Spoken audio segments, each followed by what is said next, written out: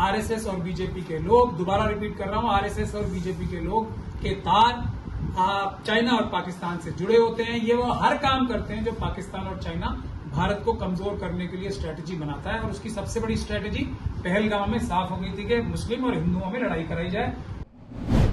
Colonel Sophia Qureshi पर जो बयान दिया, अब उसके बाद एफआईआर भी दर्ज करने का आदेश दे दिया, कैसे देख रहे हैं आप इसको? देखिए, ये भी कोर्ट ने स्वतः संज्ञान लेके लिया है। अब सबसे महत्वपूर्ण बात यह रहेगी कि कोर्ट इसका इन्वेस्टिगेशन का पूरा मुआयना भी करती रहे कि इसमें जो पुलिस के अधिकारी हैं वो तो फिर आरएसएस और बीजेपी के शासित प्रदेश के ही हैं, तो वो पूरी ताकत लगाएंगे कि किसी प्रकार से इनको बचा लिया जाए। तो महत्वपूर्ण बात यह है कि एक तो इनका मनी ट्रेल निकाला जाना चाहिए कि इनके पास बैंक अकाउंट्स, इनके और इनके मिलने वालों के और इनके कार्यकर्ताओं के बैंक अकाउंट्स ट्रेस किए जाएं और इनकी सीडीआर्स भी निकाली जाएं कि क्या चाइना और पाकिस्तान से डायरेक्टली और इनडायरेक्टली इनको इस तरह की बात करने की इंस्ट्रक्शंस आई थी या नहीं आई थी। सबसे बड़ा विषय ये है, इसमें और कोई विषय नहीं है। ये जब तक इस बात की इन्वेस्टिगेशन नहीं की जाएगी कि किससे सुपारी लेके या किसके कहने पे पाकिस्तान और चाइना के अलावा कोई इस बात को कहलवाने के लिए इच्छुक होगा ही नहीं, तो जब तक इस बात की इन्वेस्टिगेशन नहीं की जाती, उस इन्वेस्टिगेशन का मेरे ख्याल से कुछ ज्यादा फायदा नहीं होगा।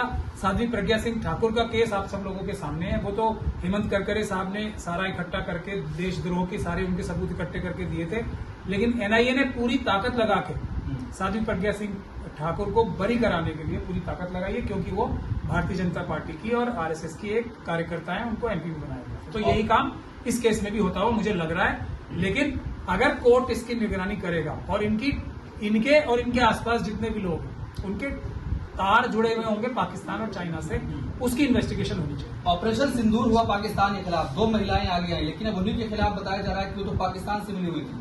देखिए, जब मैं आपको बता रहा हूं ना, जब मैं तो महिला पुरुष में भी फौजियों में फर्क नहीं करता, तो जब हमारे 2 फौजियों ने पाकिस्तान के सीनियर ऑफिसर्स आते थे, वहां देखिए इनकी दोनों की उम्र देखिए और वहां से जो लोग आते थे उनकी देखिए, तो इन दोनों का मुकाबला करने के लिए उन्हें इतने एक्सपीरियंस लोग उतारने पड़े और फिर भी इनका मुकाबला नहीं कर पाए। तो अब जब जरूरत होती है, तो अब मुझे तो इनकी किसी डिटेल्स के बारे में, खैर कुरैशी साहिबा की तो नाम से पता लग जाता था कि वो बहुजन समाज से आती है, जो व्योमिका हैं उनके नाम से तो पता नहीं लगा था। अब बाद में इन्हीं लोगों ने उनके बारे में भद्दी अश्लील बातें कर करके ये बता दिया कि वो भी बहुजन समाज से ही थी। लेकिन ये किसी भी ऐसे व्यक्ति को नहीं छोड़ेंगे जो पाकिस्तान और चाइना को नुकसान पहुंचाएगा। जब तक ये देश इस बात को हजम करने के लिए तैयार नहीं होगा, जब तक हम बात की तह तक नहीं जाएंगे। आरएसएस और बीजेपी के लोग, दोबारा रिपीट कर रहा हूं, आरएसएस और बीजेपी के लोग के तार चाइना और पाकिस्तान से जुड़े होते हैं। ये वो हर काम करते हैं जो पाकिस्तान और चाइना भारत को कमजोर करने के लिए स्ट्रेटजी बनाता है। और उसकी सबसे बड़ी स्ट्रेटजी पहलगाम में साफ हो गई थी कि मुस्लिम और हिंदुओं में लड़ाई कराई जाए। वही काम ये करेंगे। आप कुछ भी कर लो, ये पाकिस्तान और चाइना के अलावा दूसरी किसी स्ट्रेटजी पे चल ही नहीं सकते जब तक इनके तार नहीं निकाले जाएंगे। चाहे डीआरडीओ के वो साइंटिस्ट हों जिन्होंने क्या काम किया, आज जो ये जितना हम एयरफोर्स हमारी और कर सकती थी ना, जितना हमारी थल सेना और वायुसेना कर सकती थी, नेवी कर सकती थी, उसमें रोक लगाने का सबसे बड़ा किसने काम किया? हालांकि हमारी जो टेक्नोलॉजी थी दुनिया की सबसे बेहतरीन, जो ब्रह्मोस और दूसरी टेक्नोलॉजी है, वो बनाई किसने थी? एपीजे अब्दुल कलाम साहब बनाई थी ना।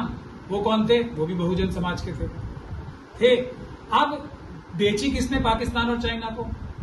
आज जो वो थोड़ा बहुत मुकाबला कर पाए हैं ना हमारा चाइना और पाकिस्तान मिलकर। एक बात और बहुत महत्वपूर्ण है, ये लड़ाई इंडिया और चाइना और पाकिस्तान की मिलूजुली ताकत के साथ थी। इस बात को हमारे देश की तरफ से ठीक से हाईलाइट नहीं किया जा रहा। तो ये लड़ाई हमने चाइना और पाकिस्तान दोनों से मिलकर जीती है। लेकिन वो इतना भी मुकाबला क्यों कर पाए? क्योंकि कौन गद्दार था? जो डीआरडीओ का साइंटिस्ट था, आरएसएस का एक वर्कर, जिसने एपीजे अब्दुल कलाम साहब की जो टेक्नोलॉजी थी, मिसाइल टेक्नोलॉजी, उसको पाकिस्तान के हवाले किया। और उसके बाद इतनी बात आई, वरना हम वन साइड उनको बगैर किसी रुकावट के पूरी की पूरी जो हमारा टारगेट्स थे वो पूरा कर पाते, जो हम कर नहीं पाए। सेना ने जो कुछ किया, लेकिन भाजपा के मंत्री ने जिस तरीके से बयान दिया, पूरी भाजपा अभी तक खामोश है। बयान कल आया, लेकिन अभी तक किसी का भी बयान सामने नहीं आया। देखिए, प्रधानमंत्री मोदी कल सेना के साथ थे।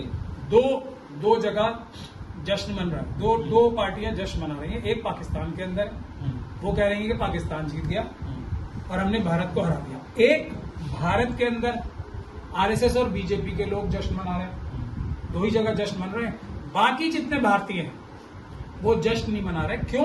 क्योंकि उनके मन की मुराद अभी पूरी नहीं हुई। हमारी सेना की मुराद पूरी नहीं हुई। हमारे भारतीय नागरिकों की मुराद थी कि हम जो हमारा डिक्लेयर टारगेट था ना, क्या था, हमने ऑपरेशन सिंदूर क्यों किया था?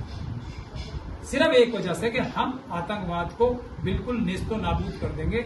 जब तक आतंकवाद नेस्तो नाबूद नहीं हो जाता, जब तक ये गारंटी नहीं हो जाती कि अब के बाद कभी भी पाकिस्तान भारत के अंदर आतंकवाद नहीं कर पाएगा, फैला नहीं पाएगा, जब तक ये ऑपरेशन सिंदूर चलेगा। ये हमारा डिक्लेयर्ड गोल और लक्ष्य था।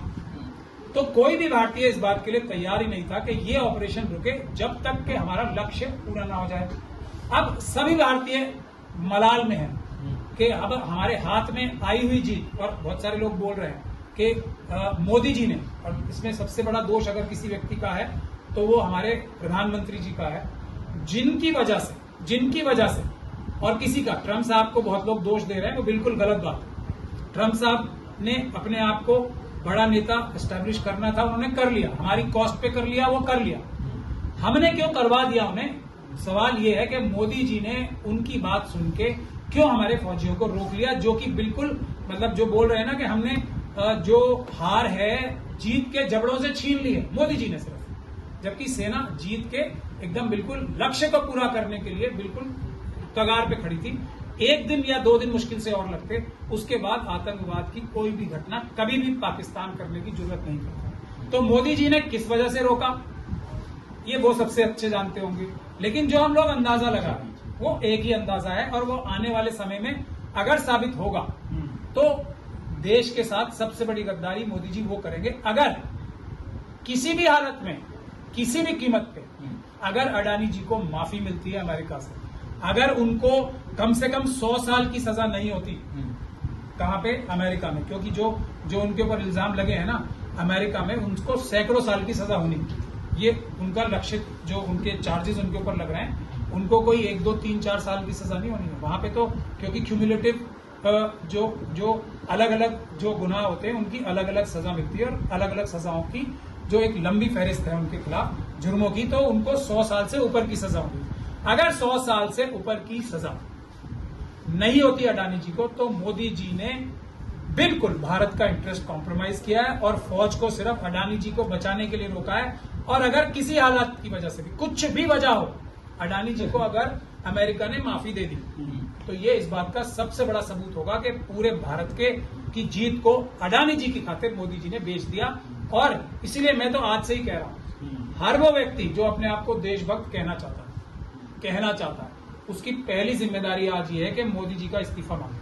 चाहे वो राहुल गांधी जी हो, चाहे वो कोई भी ऑपोजिशन पार्टी के, क्योंकि वो सबसे बड़े लीडर तो वही है अभी लोकसभा में। तो अगर वो जब तक मोदी जी का इस्तीफा नहीं मांग रहे, वो पूरी देशभक्ति नहीं कर रहे हैं, ऐसा मेरा मानना है। विपक्ष कमजोर है, इसीलिए मोदी जी देश को कमजोर कर पा रहे हैं। लेकिन मेरा सवाल ये है कि जिस तरीके से जो बयान दिया गया, आप एक सीनियर वकील हैं, तो क्या केस बन सकता है उस मंत्री पर? क्या जिस तरीके से कहा जा रहा है कि उस पर देशद्रोह का मुकदमा होना चाहिए, होगा वो सब? क्या महमूद पराचक खुद FIR कराएंगे उस मंत्री? नहीं, देखिए मैं वकील हूं, तो मैं खुद अपने आप कोशिश ये करता हूं कि मैं कोई FIR आगे से बढ़ के ना करूं, क्योंकि मुझे बहुत सारे दूसरे भी केसेस देखने पड़ते हैं। हाँ, एक क्लाइंट हैं हमारे जिन्होंने जितने ये क्रिमिनल मीडिया है ना, जिन्होंने पाकिस्तानियों को बुला के अपने जो हमारे पैसे से चैनल चल रहे हैं, जो देश की कंपनीज एडवर्टीजमेंट दे रही है सारी, और उससे ये चल रहे हैं, सरकार भी पैसे देती ही होगी ये चैनल चकाने के लिए, चाहे वो रिपब्लिक भारत हो, चाहे टाइम्स ना हो, चाहे जितने भी हैं, जिन्होंने पाकिस्तानियों को बुला के ये ऑपरेशन से पहले, ऑपरेशन सिंदूर से पहले और ऑपरेशन सिंदूर के दौरान भारत को गालियां दिलवाई हैं। हम किसी एक बहुत ही मजबूत क्लाइंट ने मुझे अप्रोच किया है, वो हम कर्नाटक में FIR कराने जा रहे हैं, ताकि जो देश के सबसे बड़े गद्दारों में से एक गद्दार है, वो ये है क्रिमिनल्स जो टेलीविजन चैनल्स पे नजर आते हैं, जो पाकिस्तानियों को बुला के भारत को गाली दिलवाते हैं, तो उनके खिलाफ हम FIR कराने जा रहे हैं। अगर कोई क्लाइंट हमें इस केस के लिए भी अप्रोच करेगा, तो निश्चित रूप से मैं FIR कराऊंगा। तो ये घटना जो है, ये पाकिस्तान और चाइना के लिए जासूसी करने के लिए हमारी फौज का मोराल तोड़ने के लिए है। आप समझिए इस बात को, और किसी वजह से नहीं की गई है। और वो व्योमिका सिंह हो, चाहे सीकरी साहब हो, चाहे ये कुरैशी साहिबा हो, जो और मुसलमानों के लिए खास तौर पे जो भी व्यक्ति देश के कश्मीर के जो भारतीय मुसलमान है ना, उन्होंने सबसे बड़ा अपना फर्ज अदा किया।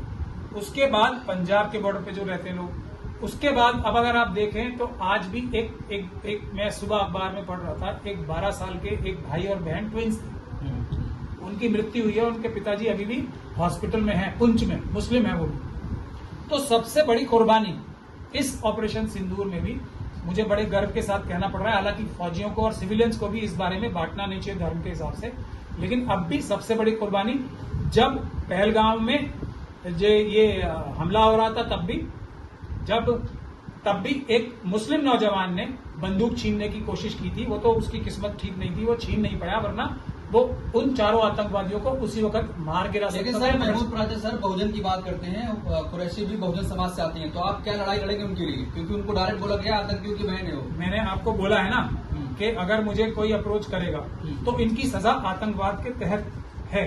ये मंत्री जी की सजा एक तो पाकिस्तान और चाइना के लिए जासूसी की, हमारे देश की सेना की मॉरल को तोड़ने की, और आतंकवाद की घटना है ये, जिसके अंदर उन्होंने जरूर, मेरा ये पूरा शक है, एक अगर इनकी मनी ट्रेल निकाली जाएगी, इनके बैंक अकाउंट्स, ना सिर्फ इनके आसपास सभी लोगों के, तो उसके और जो मित्र होंगे ना, और वो पता कहां से लगेगा, इनकी सीडीआर निकालनी चाहिए, किस किस व्यक्ति से ये ज्यादा बात करते हैं, वो इनके क्लोज निट लोग हैं, और उसके किस किस ऐसे व्यक्ति से जिससे ज्यादा बात करते हैं, उसके बैंक अकाउंट पिछले चेक किए जाएं, उसके एसेट्स चेक किए जाएं।